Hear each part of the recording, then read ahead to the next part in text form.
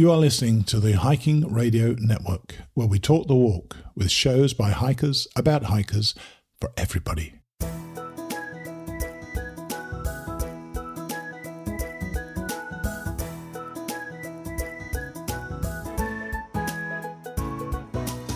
Mighty Blue on the Appalachian Trail, the ultimate midlife crisis. Join Steve and his guests every week as he staggers from Georgia to Maine.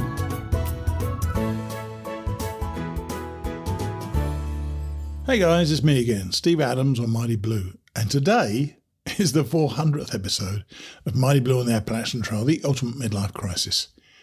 I had plans for this show, plans I intend to follow through with at some stage in the future. But I decided on today's guest for the show when I was interviewing him just last week. His name is Chris Marshburn, and if you were lucky, you may have met him while you were hiking the AT in the Smokies this year, because Chris took on the challenge of being the sole trail runner for the Smokies this season. And while we were chatting, I thought to myself that I couldn't celebrate this landmark any better than by bringing his story to you, because frankly, it's people like Chris, and I know there are many others whose sole intention is to improve hikers' lives. It is those people who allow us to get on these magnificent trails. And after all, isn't that something worth celebrating? So Chris will be on in a moment. After Chris, we've got a voice message from one of our listeners, Crystal Glynn, who wanted to share a little bit of trail magic with us. Then we catch up with a clearly sleepy Jessica Lang-Wright. We spoke at 6:30 Wednesday morning, and I think I must have woken her up. But after 8 months out there already, Jessica is still making progress and hopes to be done by mid-December.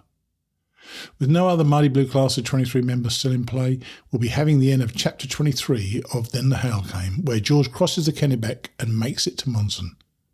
So let's get going and meet a special guest, Chris Marshburn, or Roll Tide. We've got a Ridgerunner on the show today. His name is Christopher Marshburn, or Roll Tide. Hey Chris, thanks for coming on the podcast. Good morning, Steve. How are you? I'm good. I'm very good, thanks. But of course, we want to find out more about the Ridgerunner in a minute. But how did you first get plugged into the Appalachian Trail community? Well, I guess it's a long story, but it really goes back to the first time I actually got into hiking and backpacking in the first place.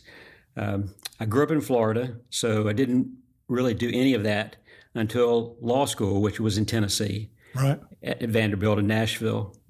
And then when I was there, I started getting involved in hiking and backpacking, went over to the Smoky Mountain National Park. That was really where the first place that I did any of that kind of stuff.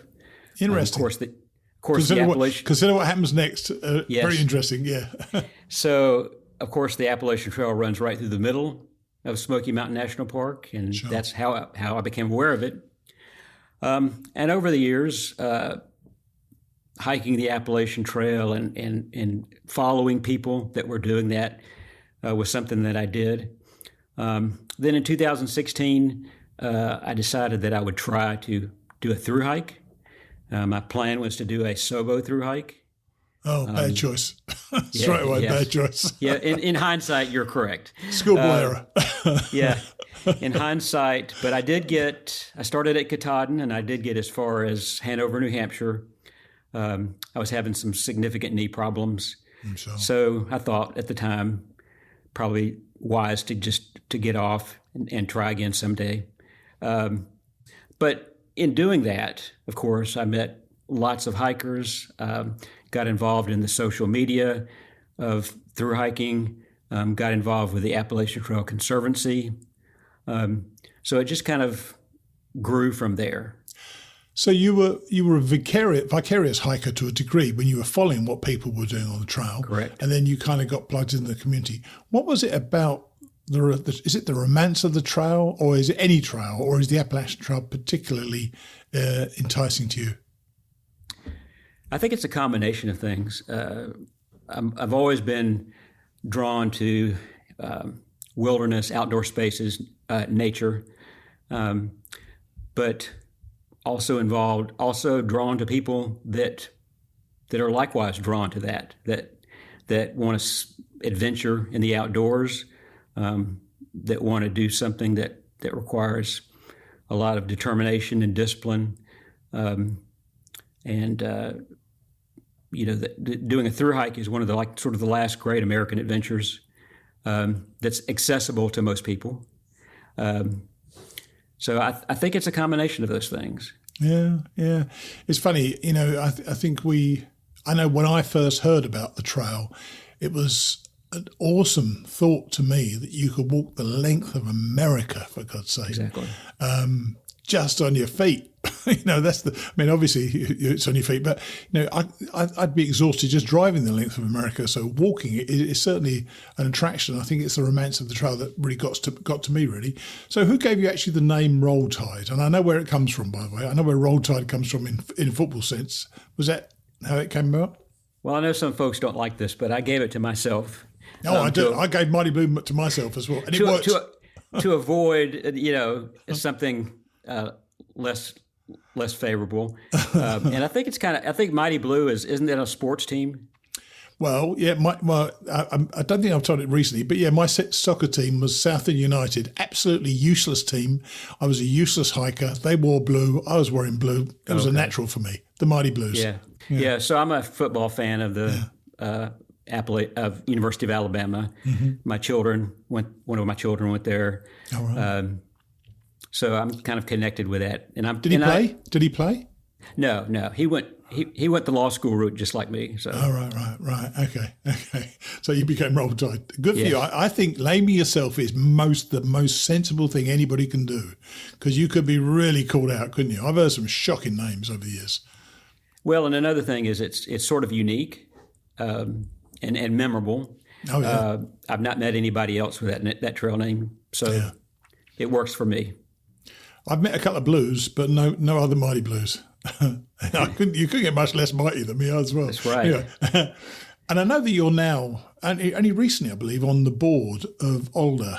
What made you take that? What made you take that direction? Was this a desire to get more involved, or someone asked you to work for the organisation? No, it was my desire to get more involved, and I saw that they posted that they were going to have openings on the board, mm-hmm. and if you're interested to put your name in and submit an application, and I did that.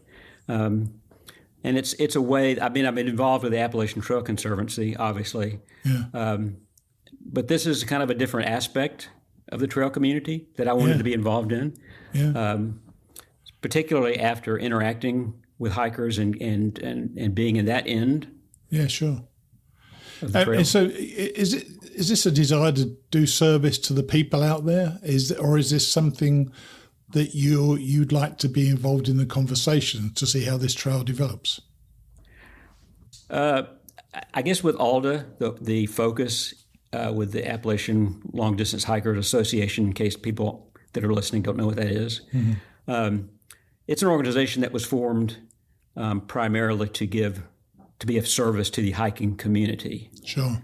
And to make help people have the best experience doing a through hike or a section hike, whatever way they access the trail. Yeah.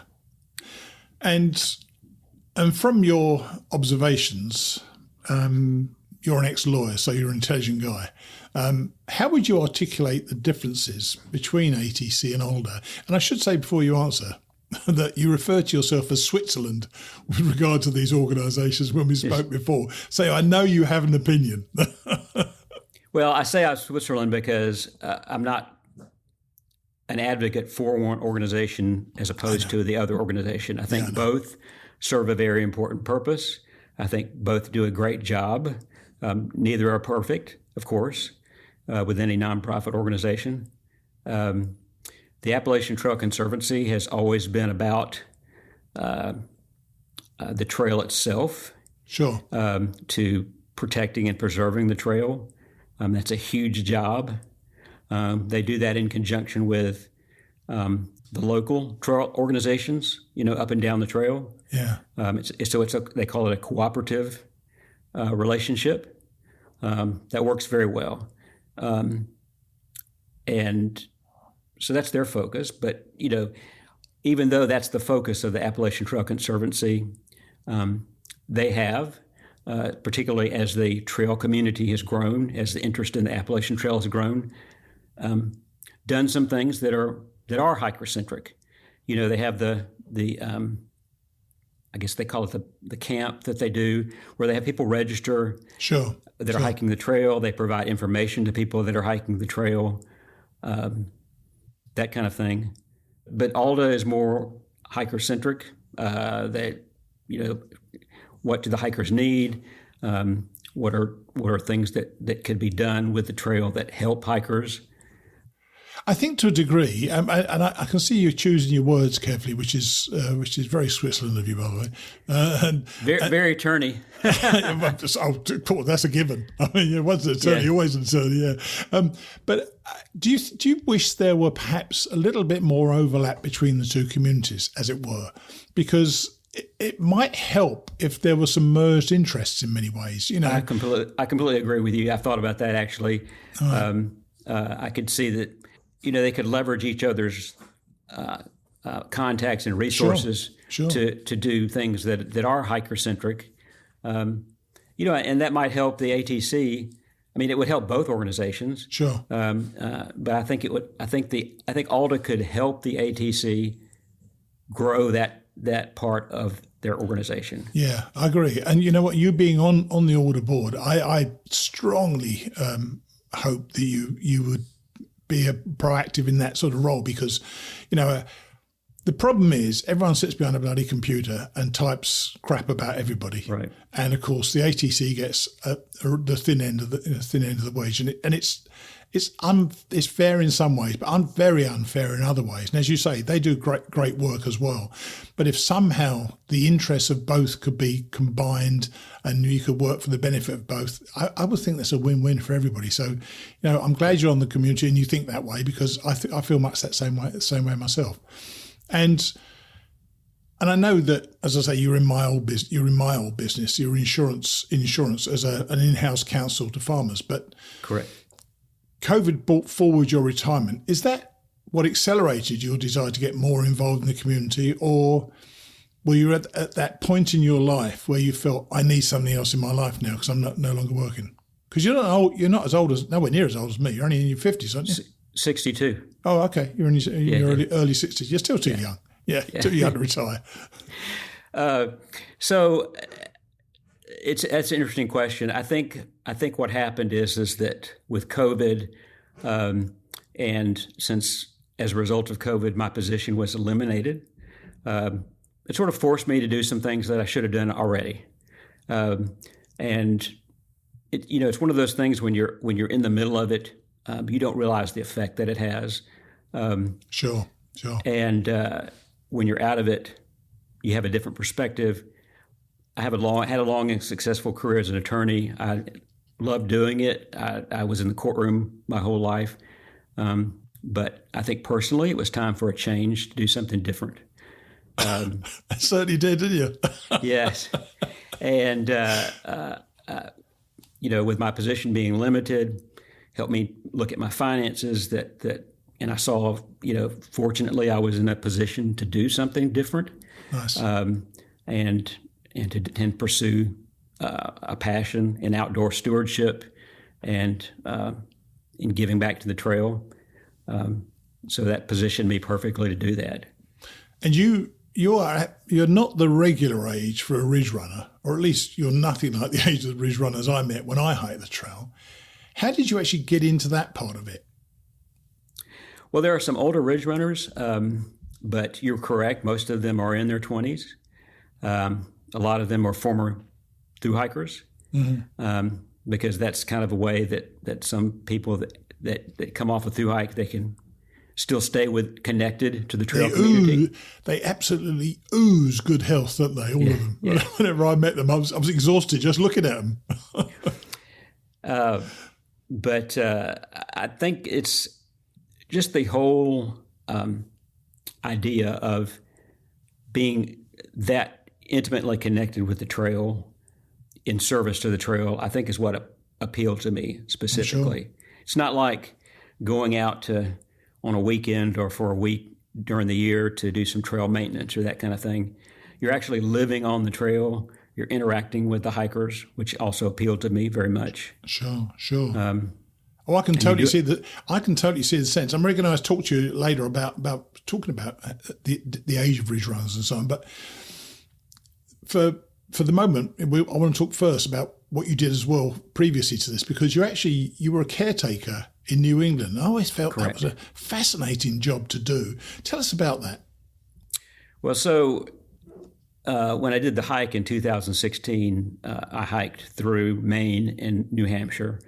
And that part of the country, the Appalachian Mountain Club, which is the oldest hiking organization in the country. Sure. It's very big up there. They are responsible for a lot of the trail.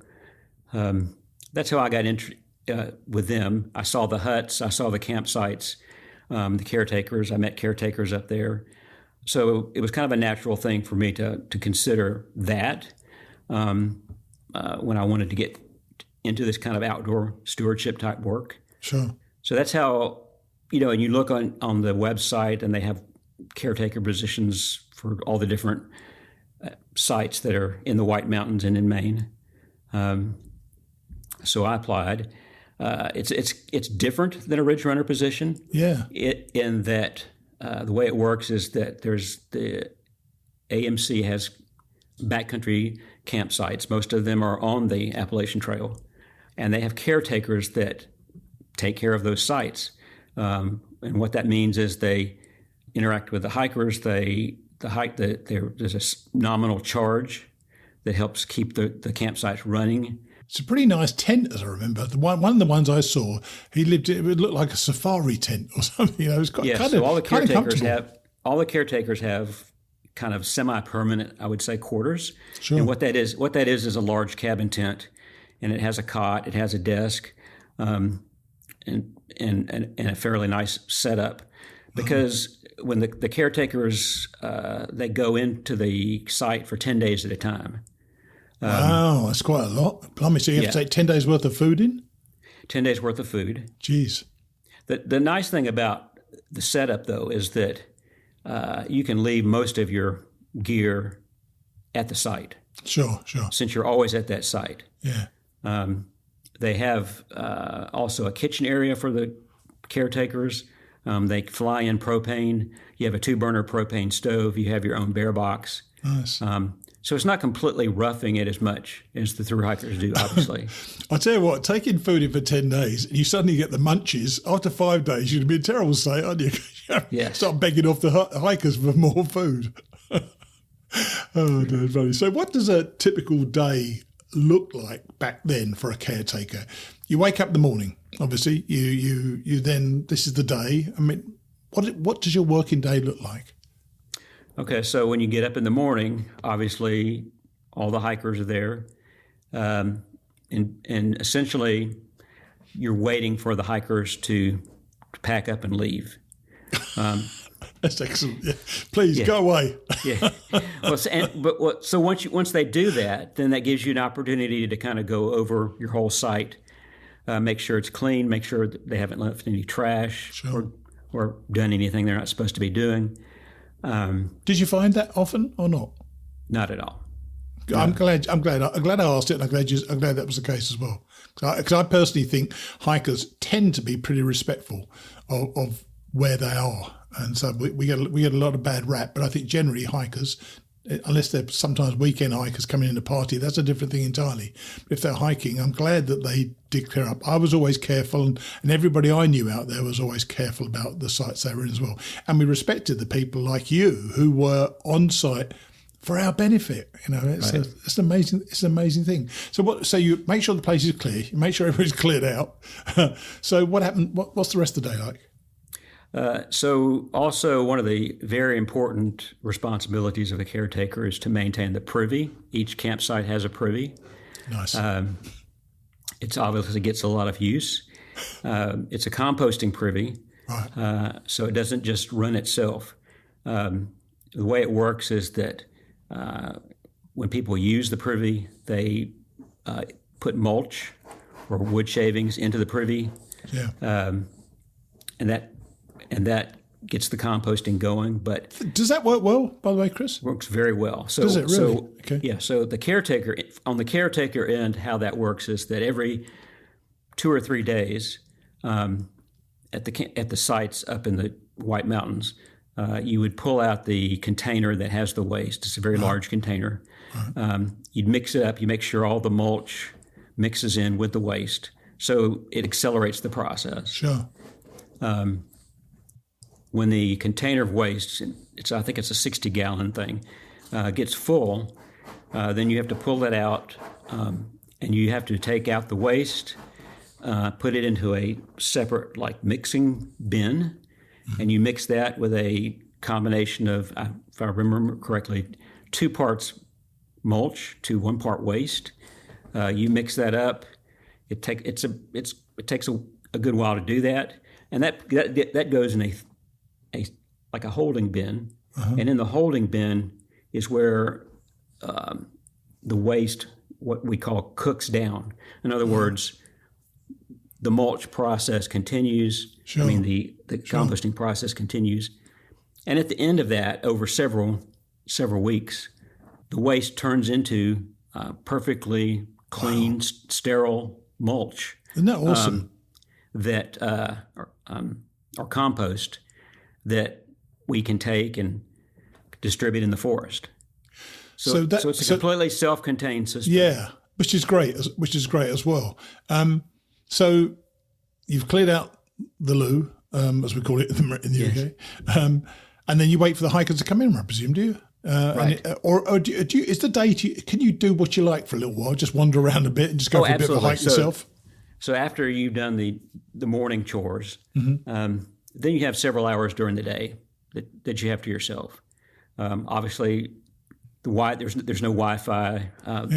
Cell service is not great. So I read a lot of books. I'm sure. But it also gives you an opportunity because you're in the middle of one of the most beautiful areas of the country with some of the best hiking trails. And so you have time to go out and explore. And another thing you do as a caretaker that is also an additional thing that you can do is they train you along with some of the trail crews to do some basic trail maintenance. Right. So that's another thing that trail. And I'm sure you take a lot of pride in your site. It becomes a proprietary thing, doesn't it, to you? You want to make sure it presents well to hikers as they then come in later in the day. But we're going to move on to this year because you did something quite tremendous this year. How many Ridgerunners are there normally in the Smokies in a season? Normally in the Smokies, the way it works is that they are at the beginning of the season, and that's the last week of February. There are going to be three Ridgerunners. All right. They have one that's called a long season Ridgerunner that stays from February through the end of October. And then they have what they call short season Ridgerunners that also start last week of February and go through the end of May. Right. So in other words, they're there for the through hiker bubble. Sure. But how many were there this year? Just me. It's hilarious. So you had that little area called the Smokies with 900 miles of trail, but I presume yours is responsibility only of the Appalachian Trail within there, isn't Correct. it? Which is how many miles to Smokies? 70? Yeah, 72 miles. Okay. How did you cope? What did you do to make that work? Or did they teach you that, well, you're on your own, Chris, get on with it? Or did you have to work out an efficient way to make this work? Well, the Ridgerunners that are in the Smokies are managed by the Back Country office of the park. So I worked with the Back Country office and with the rangers.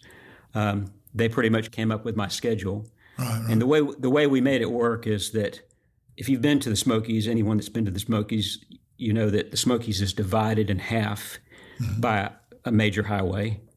And there's Newfound Gap is where the trail crosses that highway.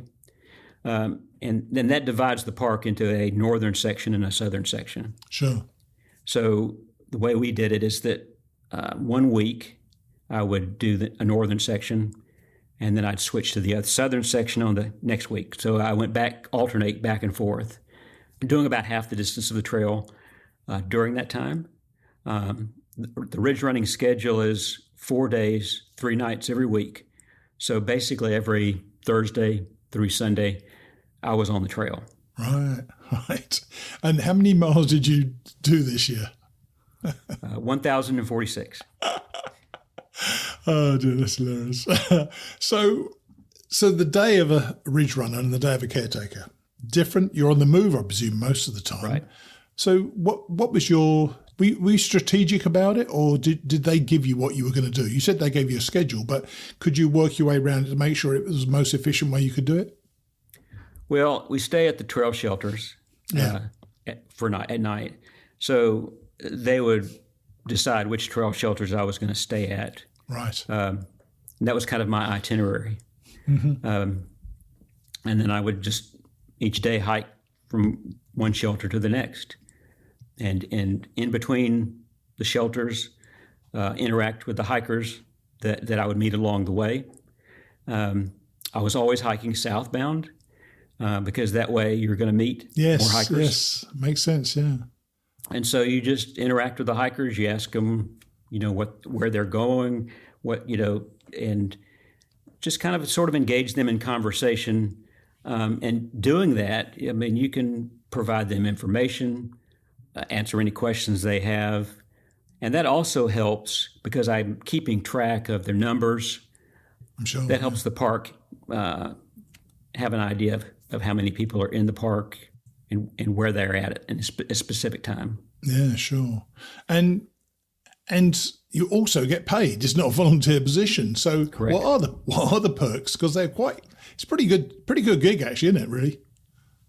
Yeah, so it's not a huge amount. No. But this year it was $18 an hour. What does an hour mean to you? And by that I mean, is it on for 24 hours? So it's a 40-hour week. Oh, right. It's the way it's.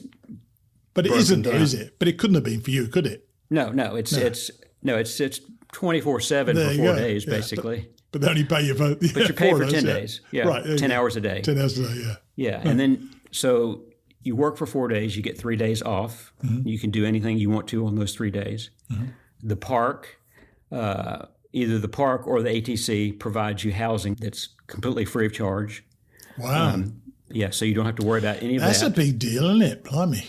Very big deal. And also the transportation, they take care of that. So the way it worked for me is that I would go to the park headquarters at the beginning of my what they call hitch. They have a volunteer shuttle driver. The shuttle driver follows me to one trailhead. I drop my car off. I get in the car with the shuttle driver. He takes me to the other end of the park. Right. And he drops me off, and I hike to my car. Right. And all that's paid for, and the travel from where I was living to the trailhead and to the headquarters, they paid their mileage for that. So they try to take care of you as best they can. It sounds like it, and you know what? It's more rewarding financially and emotionally, I suppose, than I was expecting it to be. But tell us about the training. You have to go through some training to get prepared to be out there, because you can't just pitch up and just start being a Ridgerunner, can you? What do they do to make you a Ridgerunner? Well, early on, the first thing they do is every Ridgerunner has to have wilderness first aid certification. All right. So they make sure you have that, and also even Did you already have that? Did you already have that, Chris? I already had it. All right. Okay. But they have a class, and the class that for the area that I was in was at a state park in Georgia. And so all the Ridgerunners from Georgia and the Ridgerunners from the Smokies, they meet, and they have that's put on by NOLS, National Outdoor Leadership School. Mm-hmm. And they provide that. I think a lot of the Georgia trail maintainers, Georgia Appalachian Trail Club people, they're there to get certified. So that's the first thing, and that happens early on before you even start the job. And then when you show up for the job at the end of February, it's about a 10-day training process. And that's in conjunction with the park personnel. So you're trained not only by ATC people on how to maintain a campsite, a shelter. They train you in everything that's involved in maintaining the privies that are at the shelters. You had experience of that. You're good to go. Yeah, already had that experience. They train you on. They have the wildlife rangers that work in the Smokies that train you about the wildlife and particularly nice. Interacting with bears. Sure. How many did you see this year? So I probably saw about 10 total over 8 months. I thought it'd be more than that, actually. I thought it would be too. Yeah, interesting. I had sort of bad luck. I always wanted to see a bear, but for some reason I sort of had bad luck because I was always coming up on hikers that had just seen a bear. Of course. Yeah. Doesn't that happen all the bloody time? Yes. Nightmare. So, yeah, and also you had to learn leave no trace, which I'm sure you knew anyway. Absolutely. And I think intuitively, we all know what leave no trace is, but that they apply it very specifically in their lessons, don't they? And I've been fascinated at how they teach that. And in fact, you are a leave no trace trainer, aren't you? Correct. Which is really important for people. So, fabulous perks aside, what does this give you? What has this year given you? And I'm sure the New Hampshire thing was great, the New England thing was great, but being a ranger, the one ranger in the Smokies, what has it given you as a person? I think being in a place like the Smokies, really amazing outdoor space like that, wilderness area, for that length of time, I was there for 8 months. Sure. Really has a significant effect on your personality, on your, I would call it soul. Sure. Because that landscape does become part of your soul. You're there every week. I could literally hike the AT in the park in my sleep probably right now. Yes. If I had to, because every inch of that trail. Of course, yeah. And you're there for another thing that's wonderful about being there for 8 months is you get to see all 4 seasons. Yeah, hadn't thought of that, but now you mentioned it, I can see straight away how beautiful that must be. So even though you're hiking the same 72 miles, it continually changes. So it's like a different trail at different times. It's never exactly the same. Do you miss it? Because you're just off it, aren't you? Do you know, I could tell when you were talking, I thought, oh my God, he's getting a bit emotional about it as well, because this thing has an impact upon, as you say, on your soul, doesn't it, really? Right. And it becomes part of you. And being just in the Smokies, that's a fabulous place to be. So, you've got the beautiful opportunity of doing that as well. But it's not just the outdoor piece of it. Another huge part is the community that you're a part of. Also, you meet thousands of through hikers a lot. Yeah. You meet people that are maintaining the trail.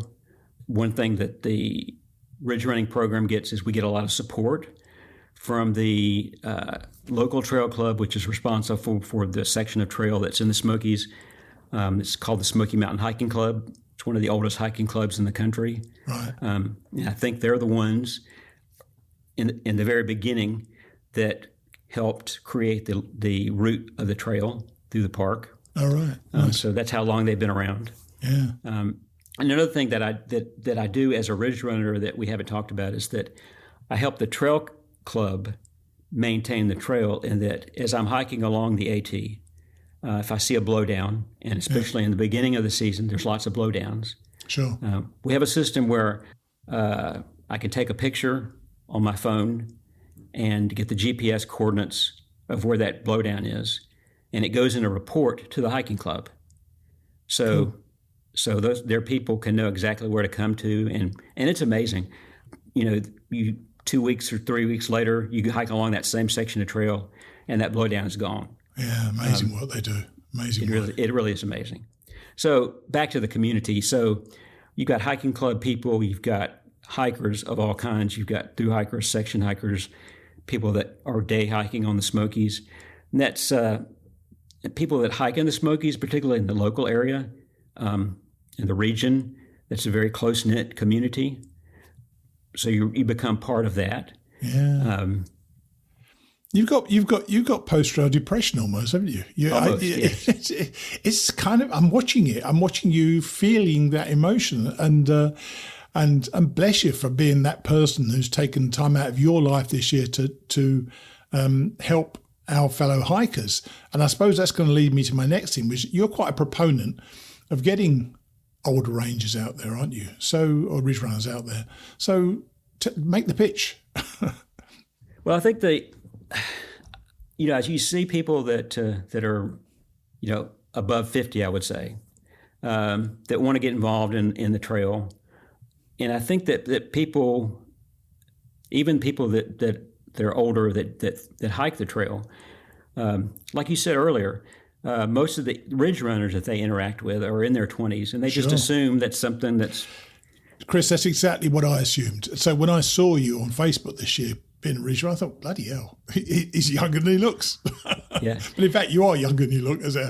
You are older than you look, rather. Yeah. So even if you're older, but if you're physically able to do the job, it's an amazing opportunity. Sure. Yeah.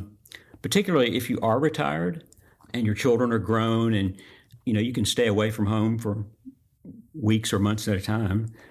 I mean, it's a great thing to do. I mean, it's a great way to give back, and it's a way to interact continually in a significant way with the hiking community as well. And you've kind of said this to a degree, but to expand upon it a little bit, you've been there amongst the hikers all the time, and you've had positive experiences. How has this work shaped your perception of hikers? Were they what you perceived that they were, or are they better, or are they some of them worse, or would you meet the full gamut of society? Well, I had a pretty positive view of the hiking community already going in, especially the thru hiking community. Right. And I think that this just reinforced to a great deal that I didn't have a single issue with any thru hiker that I met, and thousands. I think your age is a benefit there. Funnily enough, I think it is. You're more automatically respected because of your age. I mean, you didn't have any dodgy moments anyway, did you, out there? There wasn't any times you had any real issues with people. And I'm sure those people out there probably would have thought the same as I would have thought. What's this older guy doing? Doing this for? Do you think you'll go back? Probably. Right. In some form. I mean, I don't know if I'll do it for 8 months. Right. But I could do it for the short season. So it just depends. You have things.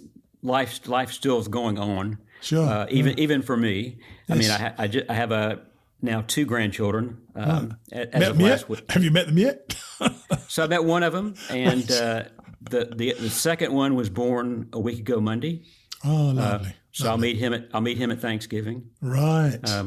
So I have all that, pulling me in the other direction. But I will stay involved with the trail and the hiking community in a significant way going forward for the rest of my life, I suspect. This has got to have had a vast pull on you. I wasn't expecting this to see. It's one of the times I wish I'd have videoed. I mean, I could have videoed this as well, but I didn't, because people will be able to see and feel what you're feeling right now. And you've literally got what many people have when they finish the trail. They feel almost lost, not knowing what to do with themselves because the trail was their job. In your case, I didn't think you'd feel this way, but you clearly do. So I suppose the question is, because you mentioned you wanted to do a through hike, a sobo, foolish, in 2016. Do you think you'll ever do a through hike? I may. If I do a through hike, it'll be I've already decided it's going to be a flip-flop. All right. It won't be a sobo. All best practice, yeah. I met a lot of flip-flop hikers, and they always seem to be very happy, healthy, and yes. Having great experiences. Most of the flip-floppers I met, of course, are older hikers anyway. Yeah, yeah. And I think it just makes a lot of sense. But one thing I did want to touch on, you were talking about the advantages of being an older person in this job. Sure. One thing that I think a lot of people that look at the ridge running positions, particularly maybe even the younger people, is that yes, you are out in the woods. You are by yourself a lot of times. You're doing things on your own, but you're also interacting with people constantly. Yeah. And I think one of the things that makes a really successful ridge runner is you have to be a people person, and you have to be perceptive of people's needs. You have to know, the hiking. You have to be familiar with the hiker's experience. You have to interact with people, and an older person has that life experience. Sure. Where they can relate to all kinds of people. Because I wasn't just seeing like 20-year-old through hikers. I mean, No, of course not. you got there's a lot of older hikers now, through hikers now. Yeah. There's lots of section hikers in the Smokies, coming from all walks of life. You've got people, day hikers that are doing day hikes on the Appalachian Trail. So you're able to interact and communicate with those people. Yeah, I'm sure. Well, look, I'm in awe of what you've done. I think it's incredible that you spent 8 months in the Smokies, which is just blows my mind. But I know that the north part of the trail after Gatlinburg, both times on my through hikes, I had snow in them. So the first day out, I had snow both times, which was kind of weird out of Gatlinburg. But look, I admire what you've done. I thank you for the work you've done, because it is just we couldn't do it without you guys. So in fact, I've decided while we've been speaking, we're recording this on November 9th, I'm going to make this my 400th episode, which will be next week. Awesome. And because, without people like you, we just wouldn't have a trail to hike. So I appreciate you doing that. I appreciate you coming on the podcast and talking to us about it. Thank you very much. Okay, buddy. Take it easy, okay? Thank you. Cheers. Bye. He's such a self-effacing bloke, yet he's probably had an enormous effect on hikers this year. I always remember those youthful faces I met out there, but Chris is bringing his enthusiasm, his diplomatic skills, no doubt, and his energy to the Smokies to help everyone he meets out there.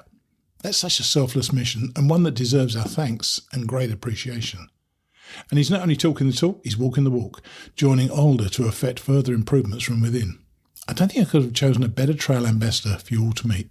I hope you agree. Now, for those of you who find their way onto the hikingradionetwork.com website, you'll probably notice the microphone in the bottom right-hand corner of each page. That allows you to speak to me and leave a message. This past week, Crystal Glynn left me 2 messages, the second of which I'm going to play because the 2 minutes ran out on her first message. Crystal is the lady who kindly gave me 4 John Muir Trail passes a couple of years ago, so I was happy to hear from her. She shared a short 2-minute story of trail magic, and she just got it in within 2 minutes. Here she is. Hey, Steve, Crystal Glynn. I'm having a little problem with your mic here, but I'm going to give it a shot. Anyways, I wanted to tell you my own story of trail magic. I was doing a long weekend section from Bennington, Vermont, down to Dalton, Massachusetts. And as I was hiking my first stretch, which was from Bennington to Williamstown, I met a couple hikers named Z and Rags. My recollection is that one or both of them was doing a yo-yo long trail hike. Anyways, I had to get to Williamstown that evening because I needed to be in a phone conversation with my sister and my mother's neurologist in California. My mom had been diagnosed with stage 4 brain cancer, glioblastoma, the year before. I'd been spending tons and tons of time in California, but I'd managed to sneak this little hike in before I planned to fly back again. I was about 5 miles outside of Williamstown when I realized that I was missing my eyeglasses. Without my eyeglasses, I can't use my phone. But if I was going to go back to try to locate them, I would not make the phone call in time. I decided that I would just keep hiking.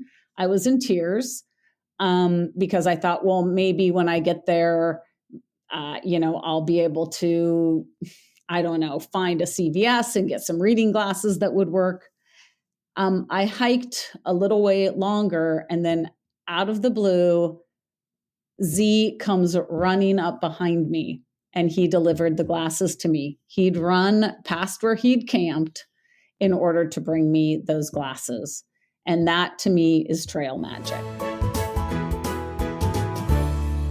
We've talked so much about trail magic on this show, with people realising that, while absolutely marvellous, trail magic is not necessarily a hiker feed. It's different for everybody. For Crystal, it was the fact that somebody had chased her down with no thought other than to return her glasses. That is trail magic. Hope that some of you seek out that microphone and tell me something I'd like to hear and share on the show. Talking about magic, I want to thank our great donors once more. This week, monthly donations came from Jeffrey Breeden, Gail Posey, Todd Withrow, Ron Ward and Suzanne Johnson, while my buddy Eric Gross also donated, as did Samuel Stein. There was also a lovely donation from somebody who wanted to remain anonymous. I obviously won't say who it was, but I want them to know how much I appreciate their generosity, along with the generosity of all our donors. Thank you so much. Now, at a very early hour, I think I woke up Jessica. Here she is. Good morning. Morning, Jessica. How are you? All right. How are you? You being quiet because there's other people asleep around? A little bit. I'm in my same here. sleeping bag, so hopefully you can hear me okay. Yes, I can. Where actually are you then?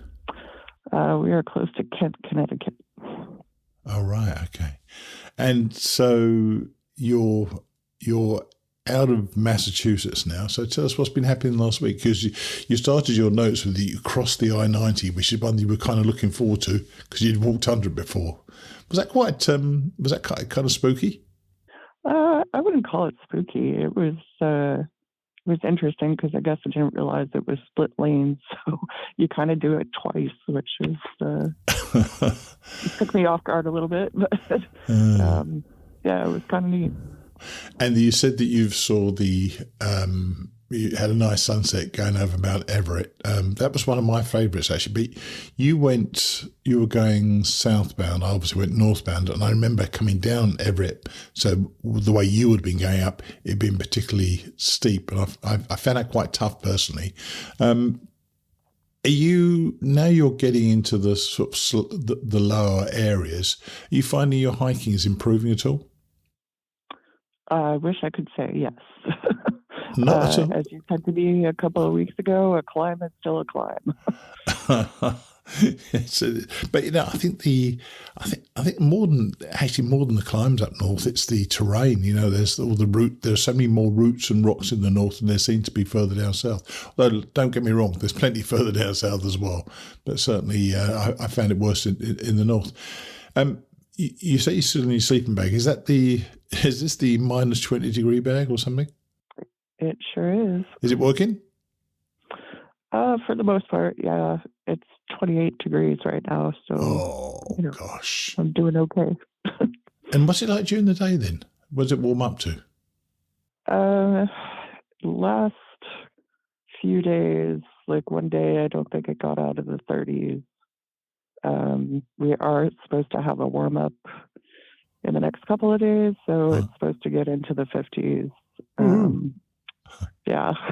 But you know what? The 50s, I think, in a couple of days. Well, that's great hiking weather, though, isn't it? I mean, that's perfect. That's what you could do with a little bit more, though, couldn't you? Yeah. So you're in Connecticut. You got Connecticut, New York, New Jersey, Pennsylvania. Actually, when I was writing those down, I forgot about Maryland. You got Maryland to go as well. How many miles is it? How many miles is it from this Connecticut Massachusetts border? I don't know from the border, but from where we are now, it's about 450 left. Oh, you're under 500. Oh, thank gosh for that. That's helpful. And are you spending time, because I know that's near where your parents live. Have you spent much time with them? Not a whole lot of time, but my dad picked us up the other day. We spent 2 nights with them. It's been a lot of driving back and forth, but he slack packed us. He's enjoying it, though. He's enjoying it, though, isn't he? Oh, yeah. I think the nighttime driving on roads he's not used to is a little uncomfortable, but he's happy to get us back and forth, that's for sure. Yeah. So it's now 6:34 in the morning. So what time do you normally get up on these cold mornings when you're in your tent? It depends. Yeah, I'm going to tell you, you don't sound like you're just about to get up. I probably will after I get done talking to you, because we've got a 14-mile day, and my dad's picking us up again tonight. So, all right, that's good. So how far to get moving as early as possible. So how far do you think he's going to be able to slack pack you? Hopefully into New York and possibly even into New Jersey. I'm not sure. Obviously, we slipped out tonight because he had some other things going on. But, Sure. Kind of depends on his schedule, what he's got going on at home. And the slack packing obviously helps by carrying a smaller pack. Is it helping you physically as well? Yeah. My Achilles that I've been having problems with was feeling better for a little while. And then yesterday, we did full packs, obviously, and oddly enough, I started getting a hot spot on my other heel. Oh my gosh! I haven't had blisters the whole trip, and now all of a sudden it's happening. So of course, you had to get what's going on there. You had to get them though, didn't you? I mean, everything else has bloody happened to you. Yeah, I mean, I just got new shoes too, so I don't know if that's part of what's going on or what, but at least the new shoes, the new shoes is kind of a funny thing, right? You don't realize how much you're feeling every scabby rock and roots and whatever until you get new shoes and you're like, oh my God, what have I been doing to my feet? Exactly. It makes a huge difference. And I changed out my boots about 3 times. And I every time I did it, I was expecting blisters. I never got a blister though on the AC, which was still been amazing to me. And I think it's just luck because you do have to get used to new shoes, even if they're exactly the same shoes. It feels like you need to just have an adjustment period, don't you? So is this is now November the 15th? Are you getting clearer on when you think you're going to get there? I wish I could say yes. I think it's just like the whole trip has been. Sometimes it's 1 step forward, 2 steps back. You don't want any more steps back. You don't want any more of those. Just keep going forward. I had some yesterday. I lost a pair of gloves, and I ended up backtracking a half a mile, and I still didn't find them. So that was annoying. But yeah. We're still shooting for mid-December. Right. Yeah. Trying to figure out how that's going to work, but it's going to be special though to be walking on that lovely flat towpath at the end of your hike. Where do you actually finish? Is it actually at the AT Center? Oh, actually, the ATC Center is just off the Appalachian Trail. So do you actually have? Where is your actual finishing point? Do you know? Where did you go to before? Just across the bridge, there's a sign on the West Virginia side of the bridge. Right. Okay. Well, look forward to that. Okay. Well, look. Have another 5 minutes sleep. Don't know, trying to get to sleep 5 minutes. I'm sorry I couldn't record last night, but I'm so pleased to still hear you out there and still working it. So we'll catch up again next week. Okay. All right. Sounds good. Cheers then. Bye. Bye. She didn't seem quite awake, did she? But she's less than 500 miles to the end, and I think she's going to make it. She struggled mightily this year, but she's still out there. It will probably be the easiest thing in the world for her just to say, I'm done. But while she can continue to walk, she's going to. I'm full of admiration for her. Finally, today we've got another hiker approaching the end as we hear what it used to be like when crossing the Kennebec, as George Stefanos homes in on his dream of Katahdin in Then the Hail Came. Happy memories from me. I'll see you next week.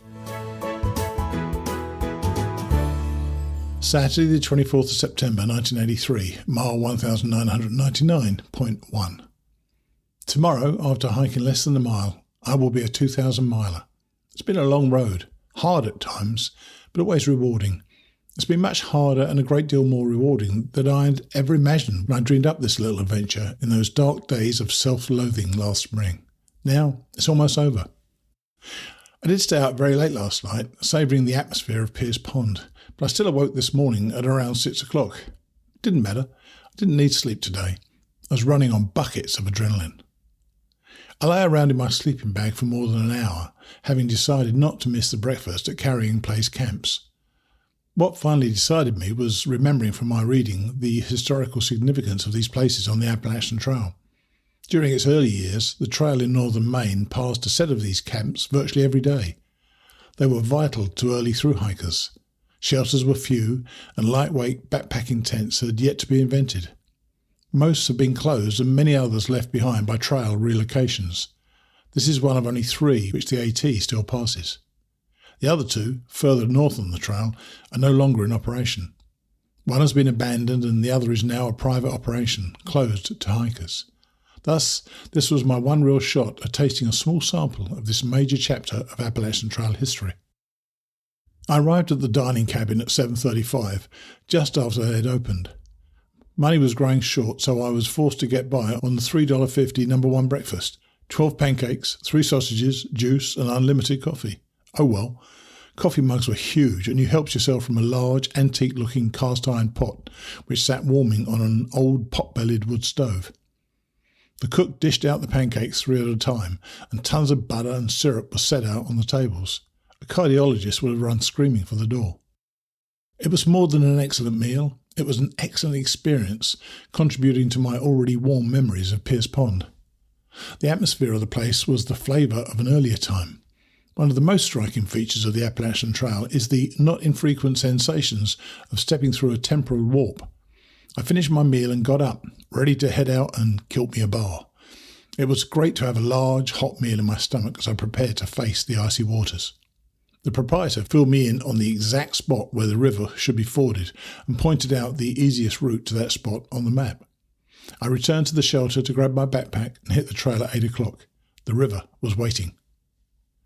The Appalachian Trail shadowed the lakeside northeastward for a brief while before crossing its wide outlet stream on a rough rock and log dam and following the left bank downstream past a glittering series of shallow cascades. It then descended a long, gentle slope through the forest, threading a path through a network of narrow woods roads.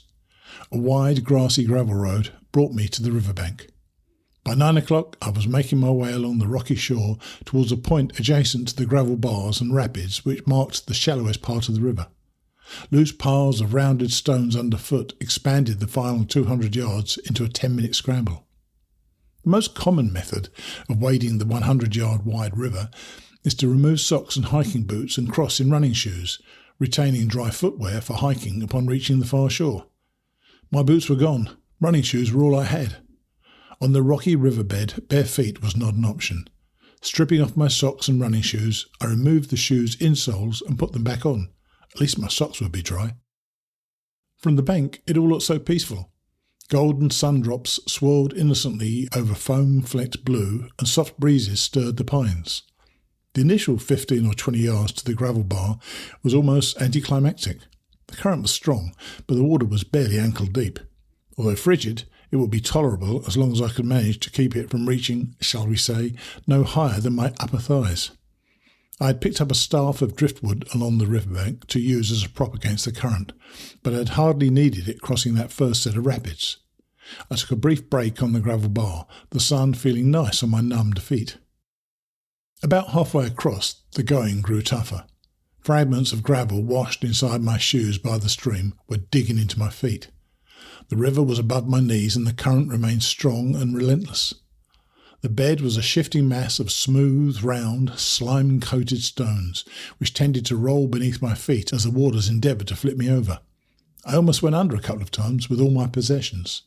I slowed to dig my feet down several inches into the piled-up rocks with each step for a little support as I inched toward the east bank. By the time I worked my way to within 20 yards from shore, I was fading. I gave up any attempt at following the shallows and made a beeline for land, just wanting to get it over with. Fortunately, the water never rose above mid-thigh. Whew! The bed sloped sharply upward for the last 5 yards. I'd conquered the Kennebec. I sat down by the shore. Warm rays of sunshine offset the crisp autumn air. As feeling crept back into my legs, initial relief transformed into a total elation which lasted the entire day. Looking northeastward towards a yet unseen mountain, I laughed and whispered, "You're mine." Several minutes later, I donned my socks and reassembled my running shoes for the first Appalachian Trail road walk in Maine. Immediately after the river, the road passed through Caratunk, a tiny village on a small byway just off a remote riverside stretch of US 201. I stopped at the post office to jot off a quick letter and mail it home. The little grocery store next to the post office had closed some time ago, so I quickly hit the road again. It was 10:20. Crossing that river took 25 minutes, probably the slowest 100 yards of my entire hike, but quick and easy for that stretch. The air was cool and the sun was warm, a perfect autumn day. I could not wipe an idiotic smile from my face and kept bursting into deranged laughter for no apparent reason while walking along. Charles Manson hikes the Appalachian Trail. Every choice I had made since deciding to stay at Pierce Pond last night had been perfect. I was on a roll. It didn't even blow my mood when I discovered that the Trail Club had included in the guidebook a new relocation which had not yet been completed. I wasted almost an hour walking 2 extra miles trying to locate the spot at which the new trail left the road. I finally conceded that the trail did not yet exist when it dawned on me that the MATC would have painted over the blazes along that road once they rerouted the AT into the woods.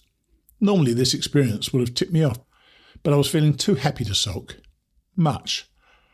There were over 5 miles of road walk from Caratunk to the Pleasant Pond lean-to. 3 of those miles will be eliminated when they get around to finishing the relo. The road was paved for most of the distance, becoming gravel, and then unimproved gravel by the time I had reached the shelter. Despite my setback with the relo that wasn't, I was there by 1 o'clock. I spent a half hour munching and reading the register, leaving perhaps the least sardonic and most Pollyanna-ish entry of my entire hike. I realised I had passed the 13/14th point of the Appalachian Trail just after crossing the river. I like playing with those little fractions of mine. I was one happy little camper. The climb up Pleasant Pond Mountain from the shelter was the worst section of trail I had hiked in a while, but nothing could bring me down today. I just plugged on up and took the side trail to the open summit and a sweeping 360-degree view. There was no spot I could stand and see all the views, but I could see for miles in every direction as I circled the flat, scrubby plateau. I peered intently northeastward for a glimpse of Katahdin, but couldn't pick it out. Perhaps atop the next mountain. After descending from the summit, the Appalachian Trail followed more roads. The first was a rough gravel logging track through a forest just beginning to turn colours. The second was an improved gravel road which followed a portion of Moxie's Pond longshore for 2 miles, past occasional summer cabins. The southern extension of the pond was a lovely little body of water called Joe's Hole, connected to the main body by a narrow neck of water and otherwise surrounded by precipitous cliffs. This road walk, one of the most scenic on the entire AT, ended just past Joe's Hole, at a point where the Appalachian Trail turned into the woods and crossed the outlet stream from the pond. Crossing Baker Stream was a trip. A 2-cable footbridge was nearby, but I couldn't negotiate it wearing my heavy backpack. The upper cable was in a direct line with the lower cable, forcing me to lean back a great deal as I inched along. After 25 feet, my hands were already blistering badly. Even while my feet were becoming rock hard and toughened this summer, my hands were growing soft from a lack of hard work. I was forced to turn around and return to my starting point. I followed the bank for a short distance downstream to the point at which the Appalachian Trail forded the stream over some rocks. The water was very high, but many of the rocks along the ford were submerged. I sat down and removed my socks and insoles before executing a miniature sequel to my earlier Kennebec River crossing. A mile later, I arrived at Joe's Hole Brook lean-to, having covered an eventful 17 miles, not to mention my 2-mile detour on the first road walk and the side trip up Pleasant Pond Mountain. My biggest day since Vermont. It was almost 5:30 and I figured I had done enough for one day. In a large, swampy, wooded area in front of the shelter, bears have been spotted. It's now 9 p.m. and unfortunately it's dark. If it wasn't, I would be seeing either my second moose or my first bear of the hike, because something very large is crashing around just outside the shelter. I've not been able to catch it in my flashlight beam. It seems to have gone now, but perhaps it will return. I'm going to try to be awake tomorrow at first light. Finally seeing a bear on the Appalachian Trail would make what has been a great past couple of days perfect. I have another shelter all to myself tonight. Since I resumed backpacking from Gorham, I've only shared 2 shelters with a grand total of 3 people, and one was on my second night out. It seems I've picked a good time to travel through Maine. I passed the 14/15th point of the Appalachian Trail this evening, marking the first time I've tallied 2 of those points in one day. Just before the shelter, I passed the halfway point of the state of Maine. It was, as I've said, an eventful day. Sunday the 25th of September 1983, mile 2020.1, Monson. Indian summer in central Maine. The weather is perfect. Warm, sunny days followed by frosty nights. The insects of summer have, for the most part, died off for the year. On the trail up to Moxie Bald Mountain from the shelter this morning, I finally crossed the 2,000-mile threshold. That is a staggering distance. 2,000 miles. It still had not really sunk in.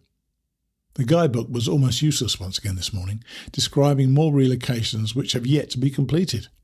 The guidebook and map show the Appalachian Trail going right over Moxie Bald Mountain, but at present the summit is still off the AT on a half-mile side trail.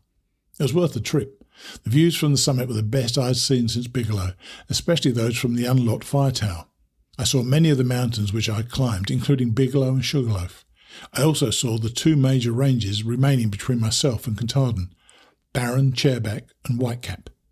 Almost invisible in the misty distance, I glimpsed a lone mountain which may or may not have been Katahdin. I wished I could have been sure. Maybe next mountain top.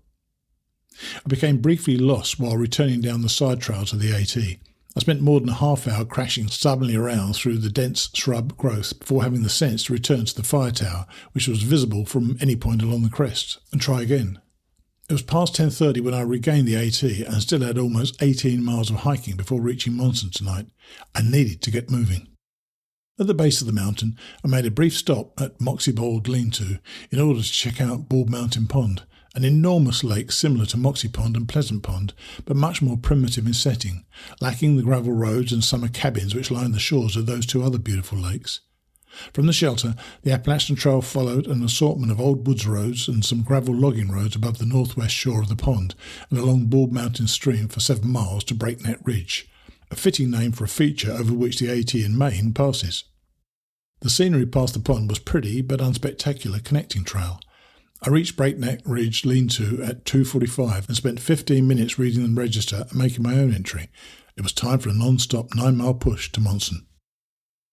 After this shelter, the Appalachian Trail passed by old, overgrown farm fields, following wide, grassy roads for 2.5 miles before coming out onto a paved road. I trod pavement for the next couple of miles, passing through the centre of another tiny village known as Blanchard. Just west of the village on this roadwalk, I saw my second and third moose of this hike, a male and a female making goo-goo eyes at each other in another overgrown field adjacent to the road. Ah, September in Maine, when a young moose's fancies turn to amore. Quickly leaving the young folks alone, I crossed the Piscataquis River on a truly effete automobile bridge, no less, and made my way through the endless excitement that is Blanchard. Downtown Blanchard lacked even a post office or a gas station. It was basically a small cluster of houses. I turned left onto another paved road, which the Appalachian Trail followed north out of town.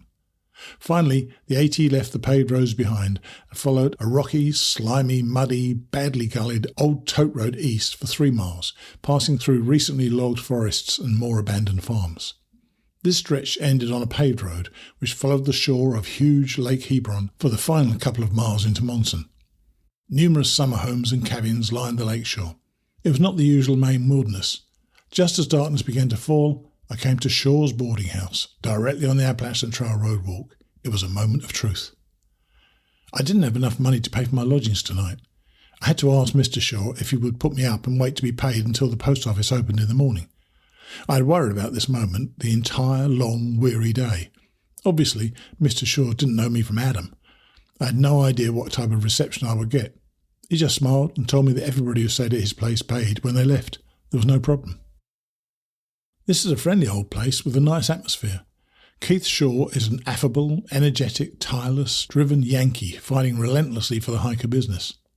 It seems that the American Youth Hostels, a national chain, has opened a competing establishment in this tiny little village. Mr. Shaw does not like it, and he is fighting back. The prices are great, and the meals are served all you can eat. So I did. Here come the fractions.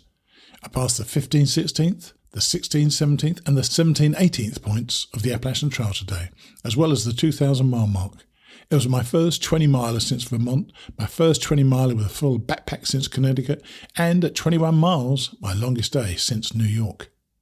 Monson is my last trail town on the AT. The supplies which I carry out tomorrow will take me to Katahdin, although I will pass one small store just prior to entering Baxter State Park. Behind me now is the Kennebec River Ford, the Red Sea crossing of the Appalachian Trail. Just ahead lies the Promised Land, the 100-mile wilderness of which I have dreamt many times during my longest summer. At some point during the next few days, I will finally see the mountain of my desperate daydreams and know it for sure. You're mine.